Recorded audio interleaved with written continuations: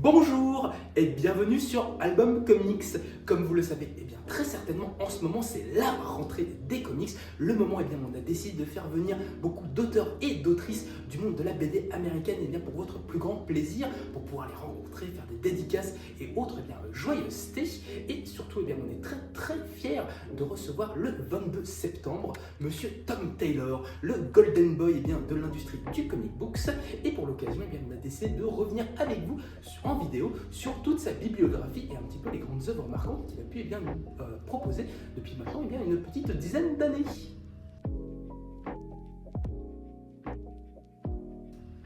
Alors Tom Taylor, on pourrait dire que c'est un de ces auteurs qui s'est vraiment révélé durant la décennie précédente dans l'industrie du comics, un petit peu pendant la décennie 2010. À la base, Tom Taylor, c'est un auteur australien qui a maintenant une petite quarantaine d'années, qui a commencé, comme on ne pourrait pas forcément le soupçonner, dans le monde du théâtre et de la télévision. Effectivement, Tom Taylor, il est surtout connu à ses débuts pour avoir créé une série télévisée australienne qui s'appelle The Deep, une série un petit peu pour enfants qui raconte des aventures un peu dans les fonds marins, avec un petit message écologique et tout ça. C'est assez chouette, c'est une petite série en 3D qui a quand même duré plus de 5 saisons là-bas et qui a été diffusée un petit peu partout dans le monde, donc il y a quand même pour un premier essai une première réussite. Mais surtout, la majorité du temps de l'auteur à ses débuts, ça va être d'écrire des comédies musicales et des pièces de théâtre à Melbourne, en Australie. Et c'est un petit peu comme ça qu'il va commencer à se faire repérer. C'est comme ça notamment qu'il va avoir pas mal de prix pour son écriture. Et c'est ce qui va lui donner envie de prendre un petit peu son courage à deux mains pour aller toquer à la porte des auteurs et des éditeurs de bande dessinée.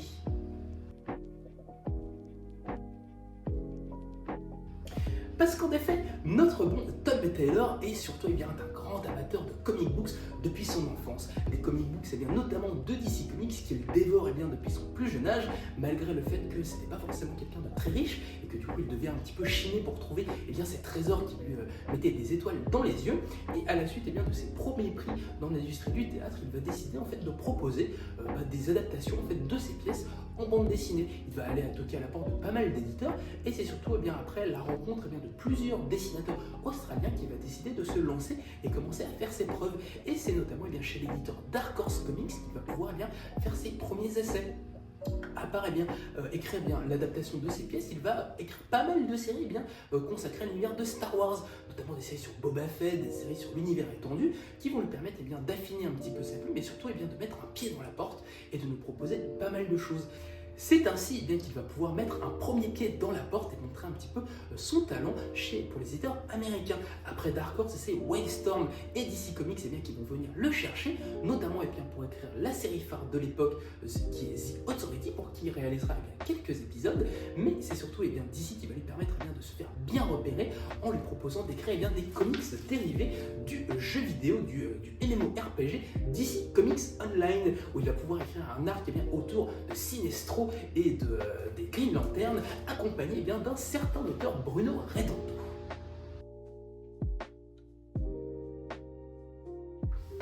C'est avec ce premier essai chez DC Comics que Tom Taylor va déjà pouvoir montrer à la fois son amour pour les personnages et également la manière assez subtile et aisée qu'il a de jongler avec un grand parterre et un grand casting de personnages. C'est avec cette série sur DC Comics Online qu'il rencontre son âme sœur artistique en la personne de Bruno Redondo, un artiste espagnol avec qui justement ils commencent à peu près en même temps et où ils vont tous les deux se comprendre. Ça va devenir un petit peu les deux frères de DC, en réalisant beaucoup de projets à l'avenir sur lesquels on reviendra, mais il faut rappeler que vraiment c'est ici le commencement de beaucoup de choses qui arriveront par la suite, et c'est la réalisation de ces arcs autour de DC Comics Online qui vont permettre à Tom Taylor d'ouvrir encore un petit peu plus ses horizons et de rentrer dans sa période Elseworld chez DC Comics, notamment parce que dérivé d'un jeu vidéo, ce DC Comics Online va lui permettre de rentrer sur le titre Injustice. Et oui, effectivement, c'est en 2013 que notre bon ami Tom Taylor va vraiment se faire remarquer du grand public avec cette saga Injustice, dérivée du jeu vidéo de NetherRealm. Injustice, à la base, je pense que vous connaissez tous maintenant, c'est ce jeu vidéo qui propose un univers Elseworlds dans lequel Superman est devenu complètement fou après que Joker est assassiné Lois Lane et Superman va du coup partir dans une pente très glissante en devenant un dirigeant fasciste qui commence à mettre sa mainmise un petit peu sur tout l'univers d'ici, et certains héros et héroïnes vont décider au nom de la justice de se ranger de son côté et de sombrer dans des choses très très noires. Mais en parallèle, on va suivre Bruce Wayne, Batman et d'autres héros qui ne l'entendent pas du tout de cette oreille et qui justement vont mener une véritable révolution contre Superman. On va du coup partir un petit peu dans tous les coins de l'univers de DC Comics, chez les Green Lantern, dans l'univers magique et même chez les dieux olympiens, avec des batailles gargantuesques qui vont mettre pas mal à mal nos personnages et qui surtout vont voir beaucoup de morts très marquantes et très graphiques, surtout de personnages très aimés du public et très importants, ce qui va pas mal bouleverser beaucoup de lecteurs. Cette série Injustice, en fait, elle va avoir vraiment un succès tonitruant. À la base, elle commence comme un pur comics dérivé, qui sort vraiment uniquement en numérique, mais justement la passion de Tom Taylor et surtout la carte blanche qui lui est offerte de vraiment jouer avec tous les personnages et de se débarrasser complètement de la continuité va séduire beaucoup de lecteurs, surtout accompagné du succès du jeu vidéo qui a déjà un bon buzz derrière lui. Et Tom Taylor apporte véritablement un vent de fraîcheur sur l'industrie des comics en tuant à bras le corps beaucoup de ces personnages, tel Game of Thrones rentre vraiment dans ce que le public a envie de lire à ce moment-là, et surtout en se permettant de montrer les personnages les plus connus et souvent les plus inconnus de l'éditeur. Il fait, je pense, découvrir toute une génération cet univers assez riche. Moi je vous avoue qu'il y a beaucoup de personnages comme le Detective Teams ou d'autres, Deadman, Plastic Man, que j'ai découvert vraiment dans les comics grâce à Tom Taylor et Injustice. Donc il va vraiment former toute une génération, et surtout c'est ça qui va lui permettre de commencer à tutoyer un petit peu les sommets de l'éditeur. Parce que à partir de là, Tom Taylor, ça va devenir un petit peu Monsieur Elseworlds, Monsieur grosse castagne et mort graphique chez DC, en faisant beaucoup de ses projets se situer dans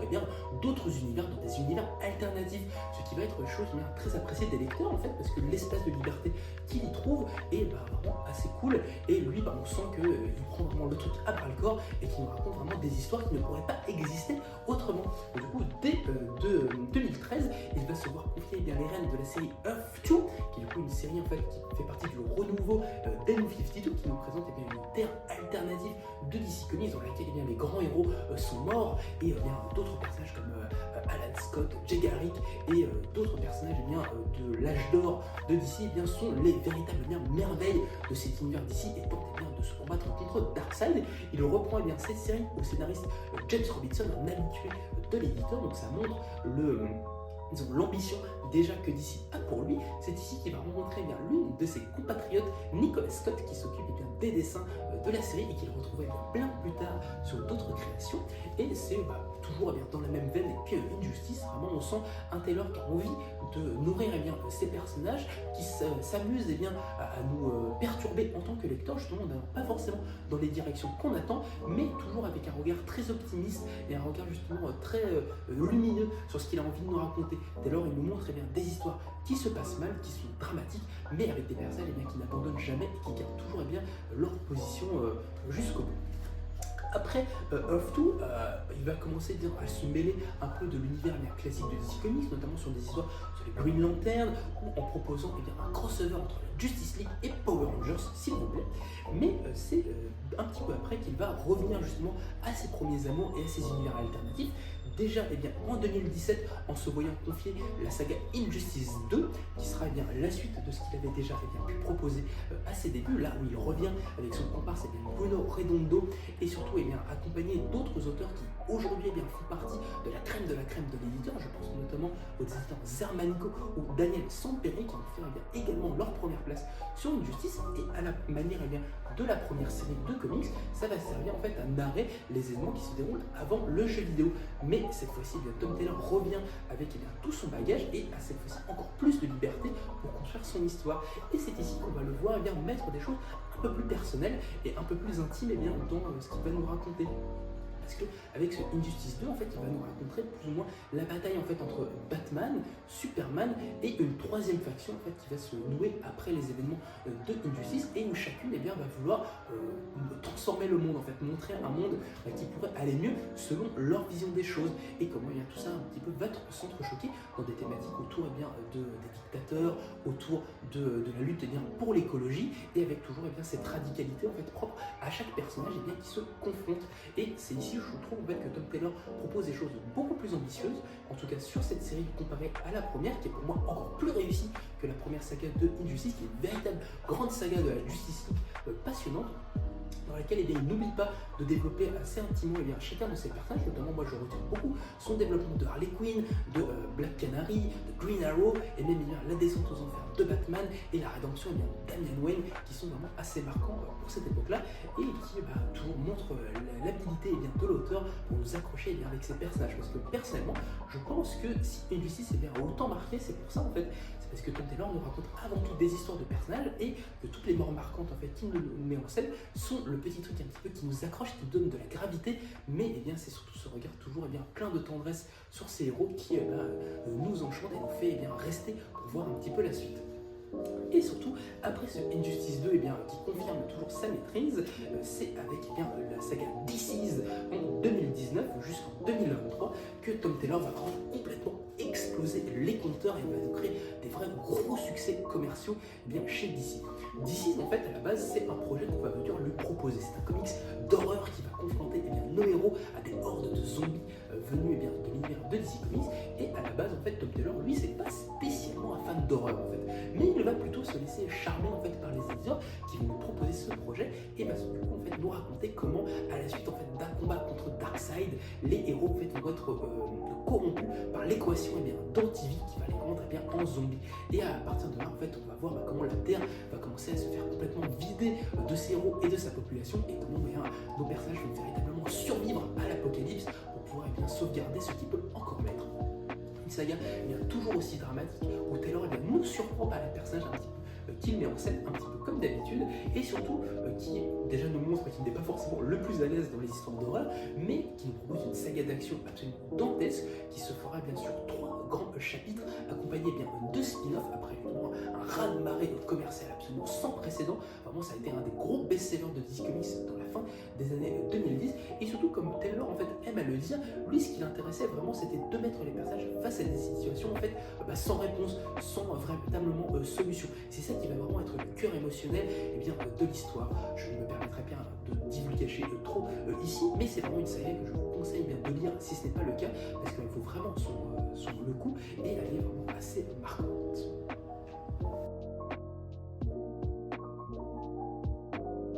Mais je me suis permis un petit peu de m'avancer en vous parlant de certains de ces projets plus récents chez DC Comics, parce que à la suite de sa saga Injustice, Tom Taylor va commencer à se faire courtiser par la grande concurrence, par Marvel Comics, la maison des idées, qui dès 2013 va commencer à venir le chercher. Alors il va commencer tout doucement en écrivant une série sur le super-héros Iron Man, une série qui va découler du crossover Axis, où Tony Stark devient complètement fou et devient un véritable méchant de l'univers de Marvel. Une saga assez sympathique qui va durer une petite dizaine de numéros, où Tony Stark devient véritablement aussi égocentrique et individualiste que on pourrait le penser. Mais c'est dès 2015 qu'il va vraiment commencer à nous ravir en écrivant la nouvelle série Wolverine avec All New Wolverine. All New Wolverine, c'est une série qui va découler de pas mal de choses de chez Marvel. Déjà, en fait, elle découle du grand crossover Secret Wars de Jonathan Hickman, en fait, qui va vraiment rebattre un petit peu les cartes de la maison décidée, et qui va lancer une véritable nouvelle ère. Marvel va vouloir mettre en avant en fait un petit peu de nouveaux personnages, beaucoup de personnages un petit peu à héritage, chose qui, si vous me suivez, plaît beaucoup en fait à Tom Taylor, qui est quelque chose vraiment qui est le travail, le sujet de la famille, c'est vraiment quelque chose qui revient de manière très récurrente dans son œuvre. Et après la mort de Wolverine, canoniquement dans la mort de Wolverine tout simplement, c'est autour de sa fille, de son clone Laura Kinney X-23 de reprendre le rôle de Wolverine dans sa propre série dessinée par beaucoup de dessinateurs très talentueux, dont David Lopez, ou encore Leonard Kirk, et beaucoup d'autres, Rois de Cabal, qui vont aider Tom Taylor à nous raconter une histoire vraiment très très sympathique que je vous conseille de lire. En fait, une série en 6 numéros, en 6 tomes, qui est assez long, où Tom Taylor va nous raconter à la fois les difficultés pour notre bonne Laura à assumer justement le rôle de Wolverine et l'héritage du personnage dans un monde Marvel qui ne veut pas forcément l'accepter, d'un personnage qui a beaucoup été dans la marginalité, qui a commencé son histoire dans l'univers Marvel en étant une prostituée qui tentait de survivre dans les bas-fonds un petit peu de New York, et ici devient une des plus grandes héroïnes de l'univers, donc du coup un sacré parcours qu'elle a parfois du mal un petit peu à assumer. Et surtout, il va nous mettre une Laura justement face aux expérimentations génétiques qui ont été faites sur elle au début de sa vie, qui va l'adjoindre d'une véritable sœur et qui va beaucoup montrer le personnage en difficulté, avec des traumas, des choses comme ça, et de quelque chose que moi j'aime plutôt pas mal et qui montre déjà toutes les thématiques de l'auteur, je dis sur la famille, sur l'héritage, sur la transmission, sur la lutte des marginaux, et de beaucoup d'autres choses. Donc une excellente série qui met pas mal en avant et peut-être une des plus longues consacrée au personnage de Laura Kinney. À la suite de ça, Tom Taylor va se voir confier pas mal d'autres projets chez Marvel, notamment de reprendre les X-Men avec une saga qui s'appelle X-Men Red, qui s'ajoute en toute une volonté un petit peu de la Maison des Idées de remettre en avant les mutants dans une période qui n'est pas forcément très faste pour eux. Dans cette série X-Men Red, on va notamment suivre le retour de Jean Grey, qui va nommer une nouvelle équipe avec Namor, avec X-23, Tornade, Diablo, Gambit et beaucoup de personnages un petit peu classiques qui vont être confrontés au personnage de Cassandra Nova, que vous avez peut-être découvert dans le film Deadpool 3, qui utilise ses pouvoirs de télépathe pour justement faire que les mutants soient encore plus détestés par le reste de la population, et qui est une série qui va pas mal renouer avec l'énergie classique des X-Men. Pour moi, une des meilleures séries sur les personnages avant le renouveau de Krakoa proposé par Jonathan Hickman quelques années plus tard, et qui est une série qui va nous parler surtout d'empathie et de comment justement les mutants face à la haine raciste qu'il aurait proposé dans l'univers Marvel, la meilleure réponse possible qu'on peut leur opposer justement, c'est de montrer trop d'empathie, c'est de montrer que leur mépris, on s'en balance complètement, et que les mutants continueront d'aider le plus de personnes, même les personnes qui les détestent, justement parce que c'est leur rôle, et que c'est comme ça qu'ils se montrent plus dignes que les gens qui les détestent, et qui est un très beau message et qui continue dans la manière très humaniste que Tom Taylor de nous proposer ses histoires. Et enfin, il va conclure un petit peu son cycle chez Marvel avec la saga Dark Ages, une saga un petit peu justement sur le côté d'un univers alternatif où on sent que Marvel est venu un petit peu picorer le bonhomme après les succès de DC's et de Injustice, en proposant justement une saga assez un petit peu apocalyptique dans un monde Marvel qui, après une bataille sans précédent, va se voir privé de technologie et d'électricité, et de comment ce monde va un petit peu se recomposer un petit peu à partir de là. Une saga très popcorn, comme l'auteur sait très bien nous les proposer, pas forcément la plus marquante qu'il ait proposée chez Marvel ou même en général dans sa carrière, mais qui mérite le coup d'œil, notamment pour les très beaux dessins de Iban Coelho, avec qui il signe cette œuvre à ma foi assez sympathique et attachante.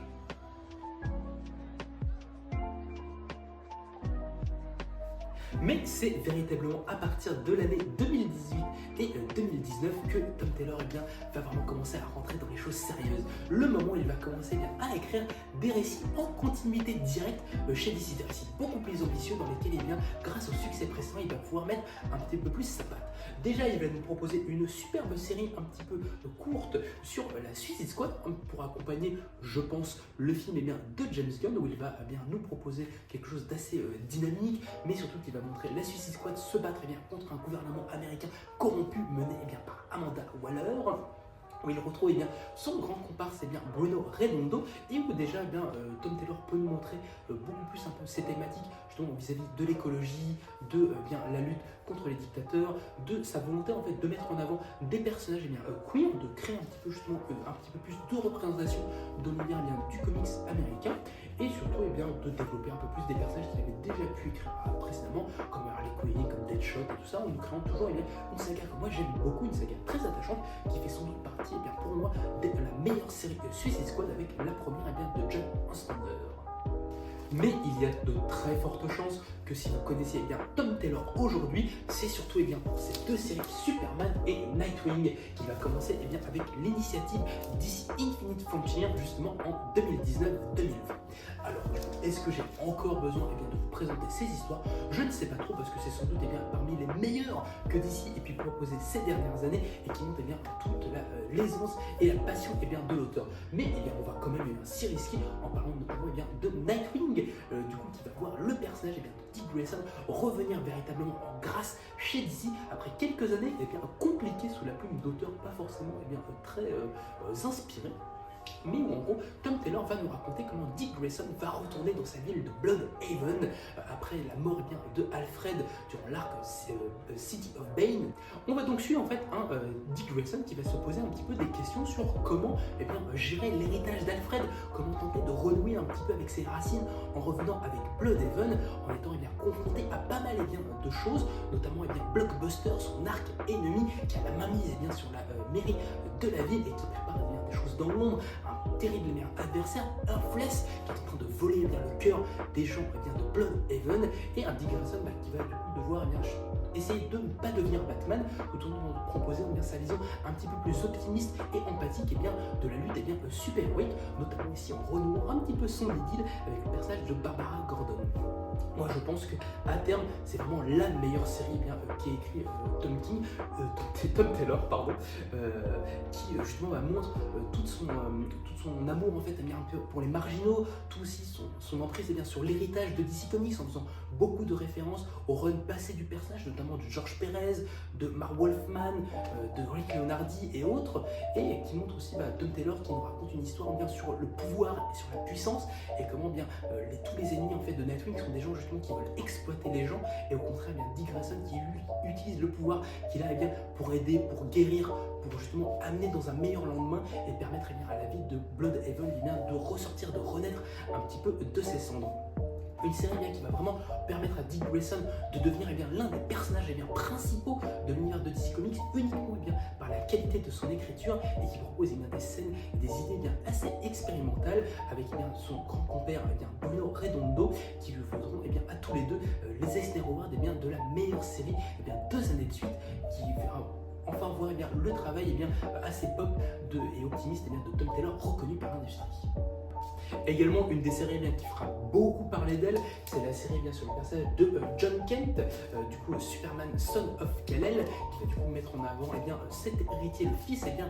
de Superman, qui va du coup lutter eh bien, justement contre des dictateurs, qui va participer eh bien, à des luttes pour le climat, qui va justement tenter de créer un petit peu un meilleur monde, et qui vient un petit peu de toute la réflexion de Tom Taylor sur comment créer le Superman un petit peu du XXe siècle. Pour créer ce personnage en fait et de créer cette nouvelle série, Taylor il va beaucoup s'inspirer en fait de son fils, et notamment de comment son fils en fait voit le monde, des discussions avec lui, de comment eh bien, il va s'engager bien dans la vie courante. Tom Taylor c'est quelqu'un qui participe beaucoup à des manifestations, qui participe au Téléthon, qui fait justement des choses assez engagées justement parce que c'est des choses auxquelles il croit. En Australie il se bat eh bien, pour l'accueil eh bien, des migrants de bonne manière, et c'est vraiment pour lui ce que le Superman eh bien, du 21e siècle eh bien, devrait faire, et c'est une série auquel il va aussi mettre beaucoup de sa volonté justement de mettre en avant vraiment les marginaux, en faisant eh bien, de John Kent justement un homme bisexuel qui va vivre eh bien, une relation physique avec un autre homme dans cette série, quelque chose qui à la base eh bien, lui a été proposé par l'éditeur justement qui voulait avoir cette thématique pour ce personnage, et quelque chose qui rentrait plutôt en bonne adéquation avec ce que lui avait envie de raconter, parce que Tom Taylor lui-même avait eu cette idée, donc eh bien, comme quoi parfois ça se regroupe bien, et ce n'est pas eh bien, que du marketing, quelque chose eh bien, qui fera beaucoup parler médiatiquement, qui va être repris eh bien, de New York Times, sur beaucoup de chaînes eh bien, américaines, qui a été beaucoup critiqué, mais qui à mon sens, même si ce n'est pas forcément parfait, si Tom Taylor n'est pas quelqu'un justement qui parle de lui-même, parce que c'est quelqu'un d'hétérosexuel, il propose vraiment une belle mise en avant, et surtout il montre que on a le droit aussi d'avoir d'autres orientations sexuelles, d'autres visions du monde, et même les super-héros eh bien, y ont droit. Et moi j'aime beaucoup de jeunes pour cette raison, et je remercie Tom Taylor de nous avoir proposé cette série qui certes courte m'aura beaucoup marqué, et aura beaucoup marqué je pense beaucoup de lecteurs récents de DC. On ne va pas forcément beaucoup plus détailler dans la suite, parce que Tom Taylor va continuer de faire beaucoup de séries assez importantes. Il va diriger son premier événement avec la Beast Wars, où il va mettre en avant les personnages des Teen Titans dont il a repris l'écriture, qui deviennent les nouveaux protecteurs principaux de DC Comics, avec après la saga de Dark Crisis and Infinite Earths. Mais ça, c'est des projets un petit peu plus récents. On sait que chez DC, après la fin de son run sur Nightwing, salué et adulé, il va s'occuper de la série Detective Comics avec le dessinateur Michael Ranin, dont on a très hâte de voir les aboutissants. Mais Tom Taylor a aussi proposé quelques petits trucs en indépendant ces dernières années, au-delà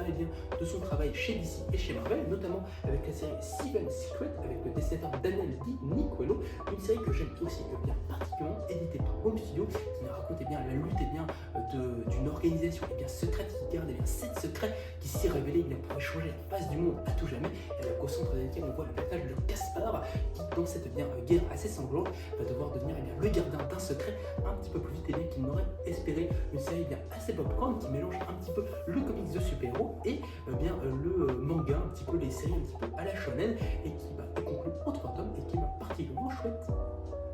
Comme vous avez sans doute pu le comprendre tout au long de cette vidéo, Tom Taylor, c'est vraiment un artiste assez important aujourd'hui pour l'univers des comic books, un auteur justement qui ne produit pas forcément de grands chefs-d'œuvre dans l'industrie, mais qui a toujours à cœur de nous raconter des histoires assez impactantes, des histoires qui